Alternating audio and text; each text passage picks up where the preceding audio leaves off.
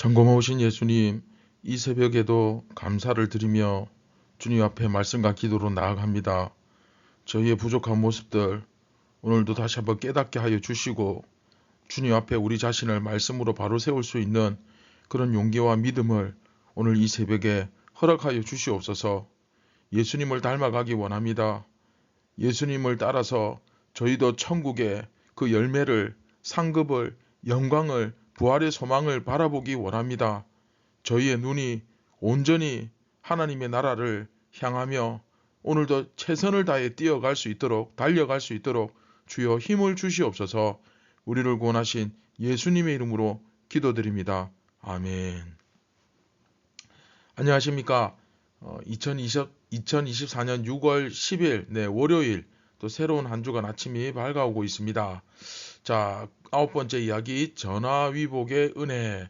오늘 두 번째 시간이죠. 미가 선지자가 예언한 것. 미가 선지자가 예언한 것이라는 제목으로 4장 11절부터 13절 우리 함께 읽고 경건의 시간을 시작하도록 하겠습니다. 이제 많은 이방 사람들이 모여서 너를 치며 이르기를 시온이 더럽게 되며 그것을 우리 눈으로 바라보기를 원하노라 하거니와 그들이 여호와의 뜻을 알지 못하며 그의 계획을 깨닫지 못한 것이라.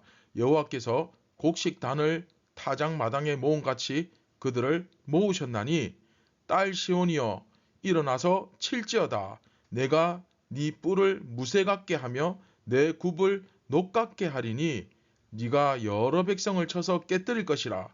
네가 그들의 탈취물을 구별하여 여호와께 드리며 그들의 재물을 온 땅의 주께 돌리리라.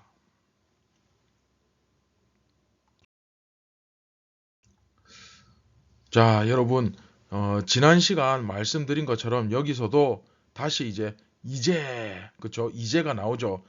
단락을 구분하는 역할에 이제 이게 나오면서 많은 이방 사람들이 모여서 너를 치며 이르기를 시온이 더럽게 되며 그것을 우리 눈으로 바라보기를 원하노라 하거니와. 적군들이 몰려옵니다.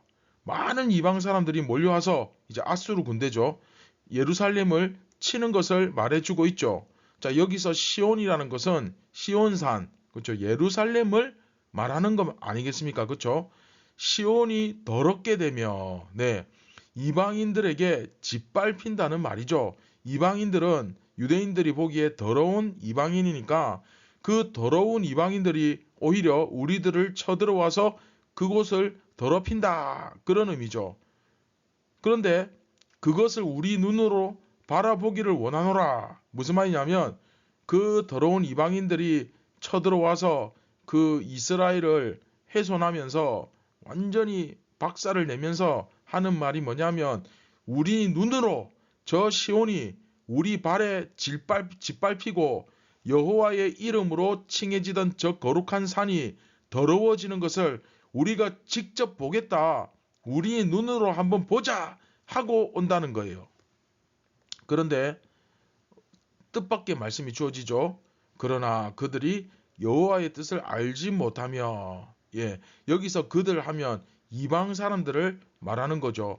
여호와의 뜻을 알지 못하며 그의 계획을 깨닫지 못한 것이라. 하나님의 뜻을 알 수가 없죠. 이 이방 사람들이, 그렇죠? 그러니까 어떻게 됩니까?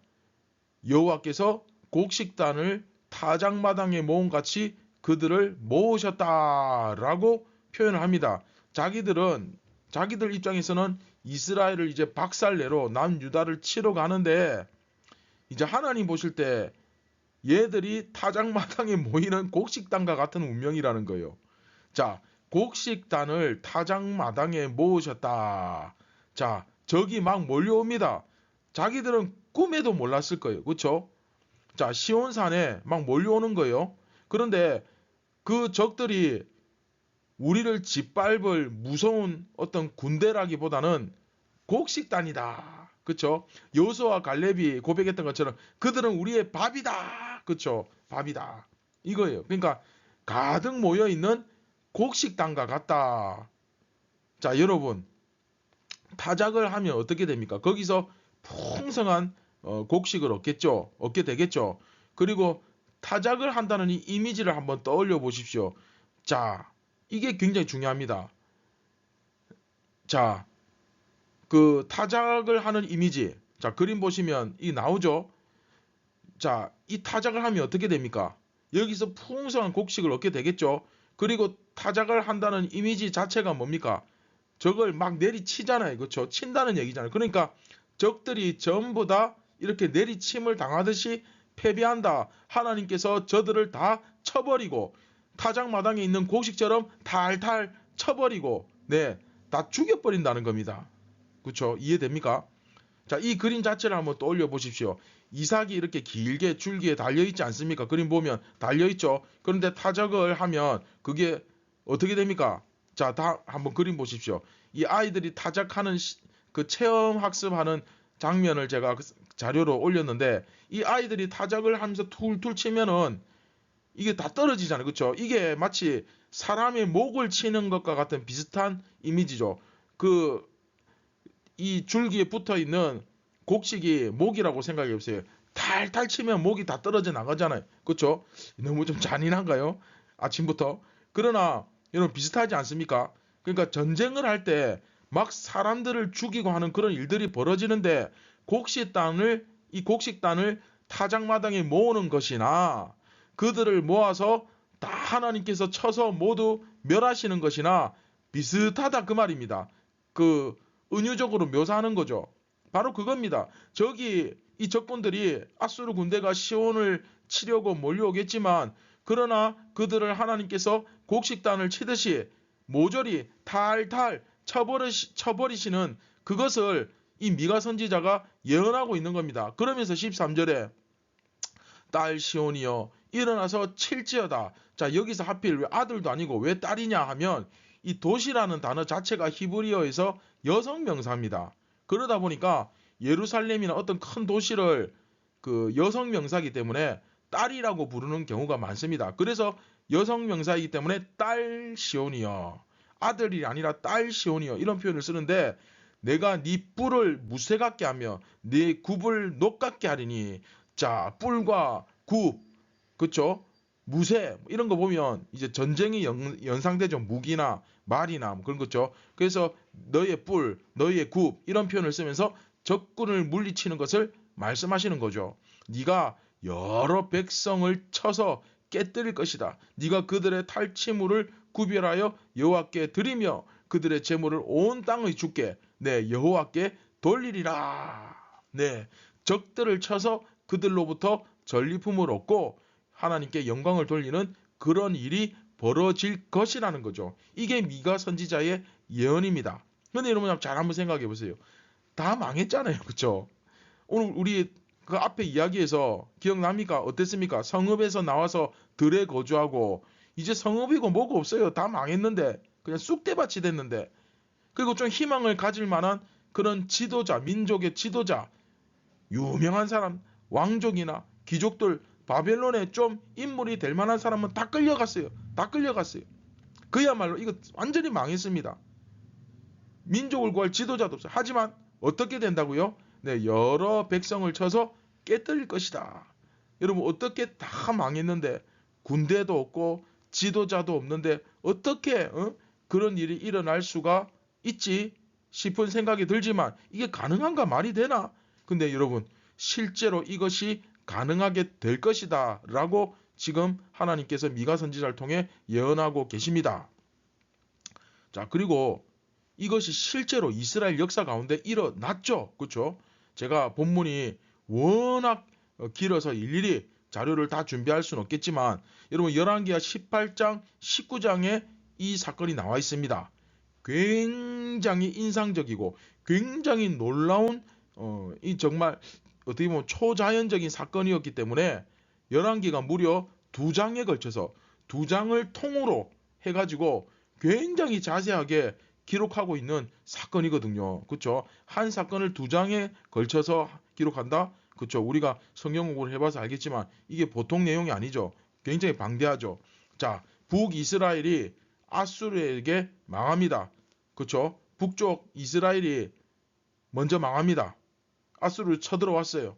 여러분 세계사에 나오는 그 바벨론이나 그 로마나 굉장히 한때 강력한 힘을 자랑했던 나라 중에 하나가 뭐냐? 바로 아시리아죠. 자, 제가 아시리아 이 지도를 여러분들에게 보여드리는데, 자, 보면 이 오렌지색부터 시작해서 연두색, 녹색 이렇게 이게 전부 다 아수르가 차지한 영토를 색깔로 지금 보여주는 거예요. 거의 뭐 어마어마하죠, 여러분. 이 땅을 전부 다 아수르가 차지할 정도로 굉장히 세계사 역사에서 강력한 나라로 급부상했습니다. 근데 뭐 이스라엘도 예외는 아니죠. 아수르가 쳐들어와서 그 북이스라엘이 완전히 망했고 거기서 그냥 돌아갔느냐? 아닙니다. 밑에 있는 남유다까지, 그렇죠? 남유다까지 그 내려와서, 그렇죠? 그 기세를 몰아서 쳐들어왔습니다. 그랬을 때 남유다의 모든 땅이 다 쑥대밭이 됩니다. 그렇죠? 전부 다 그 아수르 그 군대에 의해서 완전히 그냥 짓밟힙니다. 그리고 예루살렘 딱 한 성읍 예루살렘만 남은 거예요. 그러니까 그 수도만 딱 남고 전부 다 아수르에 의해서 유다 땅은 다 넘어갔어요.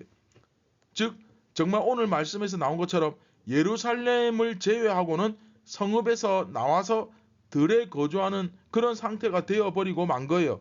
그렇죠? 그리고 바벨론으로 이제 끌려가는 것은 나중에 일어나는 일이긴 하지만 여하튼 정말 절망적인 나라가 완전히 망한 것이나 다름없는 그런 절망적인 상황에 이 이스라엘이 남유다 이제 북이스라엘 망했고 마지막 남은 남유다가 이 아시리아에 의해서 그런 국가적 위기에 절대절명의 위기에 처한 겁니다.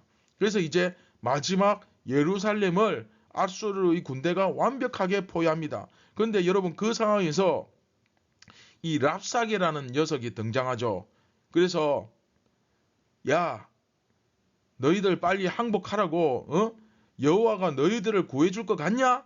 막 이런 식으로 그 아시리아의 랍사게라는 녀석이 막 조롱을 하고 욕을 하면서 야 너희들 그렇게 버텨봤자 안 돼.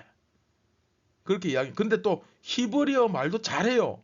그래서 히브리 말로 야 너네들이 말이야 그런 식으로 해가지고 매만 더 벌고 있는 거야. 정신 차려. 막 그러면서 신경전을 펼칩니다. 그런데 그 당시 왕이 이스라엘 남유다의 왕이 누구냐? 네, 화면 보시면 나오죠. 히스기야입니다. 야 히스기야가 거짓말을 하는 모양인데 야 세상에 어떤 신이 이 아수르의 군대를 막아주더냐. 말도 안 된다. 그러니까 너네들 빨리 항복해라. 뭐 이런 식으로 조롱하고 막 협박하는데 그 항복을 종용하는 그 항복을 빨리 그 따내려고 하는 그 문서를 그 편지로 보낸 거예요. 빨리 항복해라. 안 그러면 죽는다. 하면서 날라온 이 편지를 그쵸? 히스기야 왕이 그 편지를 들고 할 수 있는 게 없으니까 이제 그쵸? 그걸 들고 성전에 들어가서 하나님 앞에 딱 이것을 펴놓고 하나님 저 이방인들이 우리를 치러 와서 하나님을 지금 모욕하고 있습니다. 이렇게 항복을 강제로 요구하고 있는 이 상황을 좀 봐주십시오 하면서 막 울면서 기도를 합니다. 그 기도를 하나님께서 응답하시죠. 그래서 그 다음날 어떻게 됩니까? 18만 5천 명이 한꺼번에 송장이 되는 놀라운 사건이 일어납니다. 그냥 다 끝나버리는 거니까 하룻밤 만에. 단 하루 만에. 그쵸? 단 하루 만에 18만 5천 명이 다 죽어버리는 그런 일이 일어납니다. 할렐루야. 예. 이 일이 하나님에 의해서 이루어지고 맙니다. 와, 놀랍죠? 이 미가 선지자의 예언이 이루어지는 거예요. 자기 군사 18만 5천 명이 지금도 18만 명 하면 작은 숫자가 아닌데 그 당시에 굉장했죠. 그 18만 5천의 대군이 단 하루 만에 다 죽어버리는데 어떻게 이 아시리아의 왕이 거기서 버티겠습니까? 그렇죠? 이거는 정말 무시무시한 사건이죠. 얼마나 그 아수르의 왕 사네립이 놀랬겠습니까? 그래서 꼼짝 못하고 그 아시리아로 다시 퇴각하는 후퇴하는 일이 벌어집니다. 근데 퇴각해서 아수르로 돌아가요. 그런데 그때 아수르의 왕이 사네립이거든요. 이 사네립이 돌아가는 길에 자기 신하에 의해서 암살을 당합니다. 그렇죠? 하나님께서 하신 거죠. 그래서 18만 5천 명의 군사들 전부 다 죽여버리고 그리고 그 왕도 가는 길에 암살을 당해 죽게 만들죠. 그래서 그 군대는 하나님의 사자가 밤에 내려와서 18만 5천 명을 일시에 그냥 한 번에 한순간에 다 죽여서 송장을 만들어버리는 그런 역사가 일어난 겁니다. 자, 여러분 정말 놀랍죠? 세상 어떤 그쵸 역사에 이런 일이 일어날 수 있습니까? 오직 여호와 하나님만이 하실 수 있는 거죠. 자, 그래서 어떻게 됩니까? 그 군대가 가져왔던 지금까지 그 이스라엘에 도달할 때까지 거쳐왔던 수많은 나라들을 다 집어삼켰고 그 나라를 정복하면서 계속해서 쌓여왔던 그 탈취물들, 그렇죠? 전리품들, 그런 것들이 그냥 순식간에 그게 남유다 이스라엘 손에 그 히스기야 왕의 손에 딱 들어오게 된 거예요. 와, 정말 굉장하죠. 그래서 그 예루살렘의 탈취물이 된 거예요. 그 수많은 물건들이. 그래서 13절에 그들의 탈취물을 여호와께 구별하여 드리며 그들의 재물을 온 땅의 주, 그렇죠, 여호와 하나님이죠, 주께 돌리리라. 그 아수르의 군대가 가지고 있던 그 엄청난, 그렇죠, 얼마나 나라를 도대체 몇 개나 집어삼켰겠습니까? 그 엄청난 재물이 전부 다 예루살렘의 그 히스기야의 손에 딱 그 돌아와서 들어와서 히스기야의 몫이 되어버리는 그런 엄청난 일이 벌어진 역사가 있었죠. 바로 이것을 지금 미가 선지자가 예언하고 있는 것이라고 해석할 수 있습니다. 사실 유다는 정말 그야말로 바람 앞의 등불이었지만 그러나 하나님께서 그렇게 만드신 이후에 그렇게 기도하는 자, 하나님을 의뢰하는 자, 진실되게 하나님을 찾으며 하나님 앞에 나가는 자, 그런 자가 있는 것을 보시고 그 나라를 한순간에 구원하는 역사가 일어나지 않았습니까? 미가는 바로 그것을 바라보면서 소망하면서 예언하고 있는 거죠. 그러니까 여러분, 하나님이 일하시면 우리는 야, 어떻게 어느 세월에 뭐 이런 생각을 가지지만 하나님은 단 하루 만에 역사를 일으키실 수도 있습니다. 할렐루야. 자, 여러분, 이 미가서의 선지자의 예언을 우리가 오늘 기억해야 됩니다.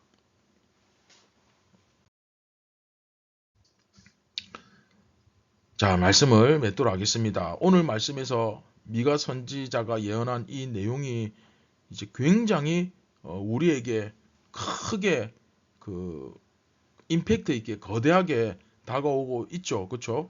미가 선지자가 예언한 내용은 결국 여러분 어떤 것입니까?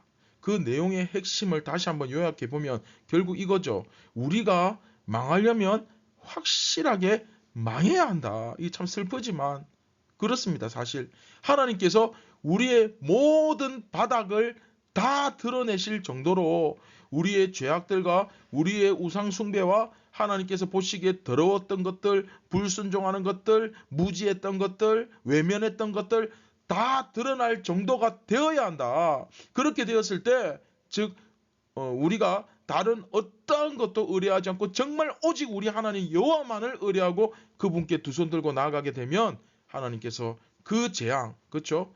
완전히 파괴되어 버린 다 망한 그 상태를 바꾸어서 복이 되게, 전화위복이 되게 하신다라는 거죠. 굉장히 중요합니다. 정말 그 성읍은 다 무너지고 들판에서 지내는 그 상황 자체가 오히려 복이 되게 하시고 왕이 없어지고 모사가 없어진, 지도자가 없어진 그 상황을 하나님께서 뒤집어서 복이 되게 하실 것이다 라고 미가 선지자가 예언하고 있는 것입니다. 반면에 이스라엘과 유다의 이 어리석은 자들, 거짓 선지자들은 뭐라고 합니까? 하나님께서 자기 백성을 영원히 버리지 않으실 것이다. 괜찮다. 자기들에게는 우리에게 재앙이나 전쟁의 패배가 오지 않을 것이다. 그렇게 착각했죠. 그래서 거짓 평화, 거짓 진리를 외치며 하나님이 성전에 계시니 우리를 지켜주신다. 이런 식의 거짓 예언을 일삼았죠. 근데 여러분 어떻게 돼요? 결국 이스라엘도 유다도 다 망했잖아요. 그렇죠? 여러분 이런 거짓에 속으면 안 됩니다. 하나님이 우리가 자꾸 똑바로 제대로 신앙생활 안 하는데도, 우리가 하나님 옆에 바로 서 있지 않은데도 자꾸 괜찮다, 은혜 주신다, 복 주신다, 잘 될 거다, 뭐 이런 식으로 이딴 소리에 여러분 속아 넘어가면 안 됩니다. 하나님은 그들의 외형을 이루는 것들, 세상적인 것들, 세속적인 것들, 성벽과 성전과 왕궁과 사회 질서를, 그런 것들을 지켜주시는 분이 아닙니다. 오히려 하나님은 모든 것을 부셔버림으로써, 모든 것을 싹 다 쓸어버림으로써 자기 백성을 새롭게 하십니다. 오늘 우리는 이 사실을 확실하게 깨달아야 됩니다. 잘못된 것이 있으면 싹 다 긁어내야 되고, 다 도려내야 되고, 완전히 깨끗이 비우고 난 다음에 그 자리에 새살이 돋게 하시는 것이 하나님의 방법입니다. 그런데 이걸 지금 여기서 지금 처음 이야기하는 게 아닙니다.